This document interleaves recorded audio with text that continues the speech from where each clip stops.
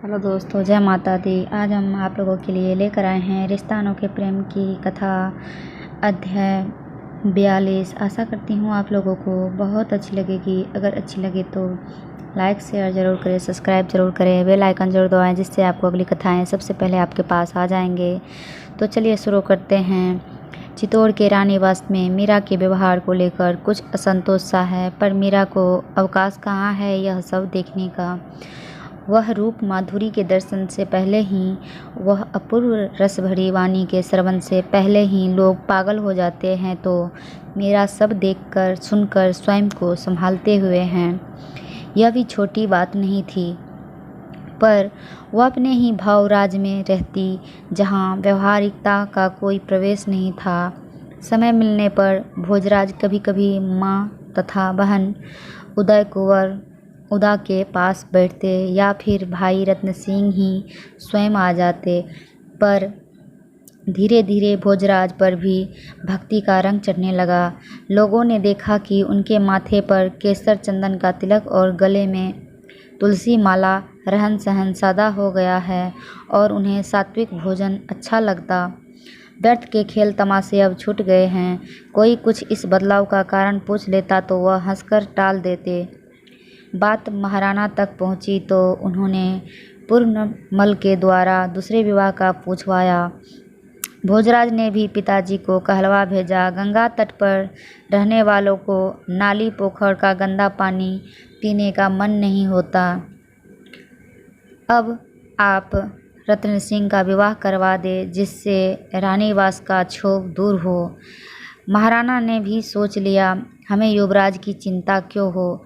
भोजराज अपने कर्तव्य में प्रमाद नहीं करते तो ठीक है, देखा देखी ही सही, भक्ति करने दो, मानव जीवन सुधर जाएगा। भोजराज कुछ मीरा के प्रति समर्पण से और कुछ उनकी भक्ति का स्वरूप समझकर स्वयं उनकी ढाल बन गए।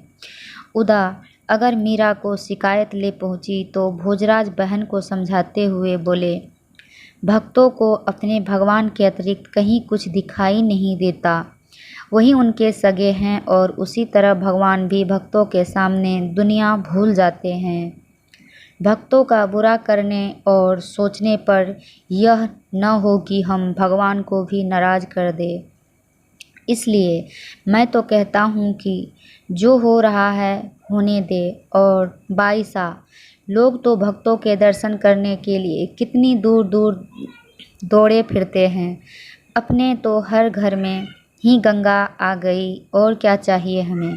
विवाह के 6 मास पश्चात चित्तौड़ समाचार आया कि मेरता में मीरा की माँ वीर कुंवरी जी का देहांत हो गया है। सुनकर मीरा की आंखें भर आई।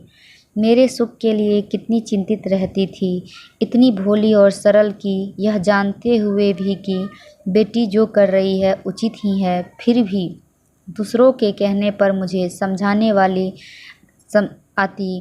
भावु उसकी आत्मा को शांति मिले, भगवान मंगल करे। स्नान आचमन कर उन्होंने पातक उतारा और ठाकुर जी की सेवा में प्रवृत्त हुई।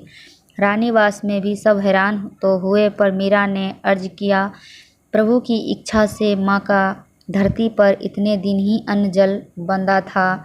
जाना तो सभी को है, आगे की पीछे जो चले गए उनकी क्या चिंता करे, अपनी ही सवार ले तो बहुत है।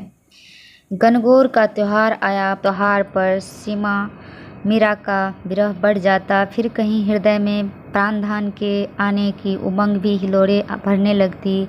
मीरा मंगल समय ठाकुर को उठाते अपने मन के भाव गीत में भर गाने लगी। जागो बंसी वारे लाल ना, जागो मेरे प्यारे, उठो लाल जी, भोर भयो है, सुर नर ठारे द्वारे। इस प्रकार तो अब हम 43 अध्याय दूसरे वीडियो में देंगे। तब तक के लिए धन्यवाद।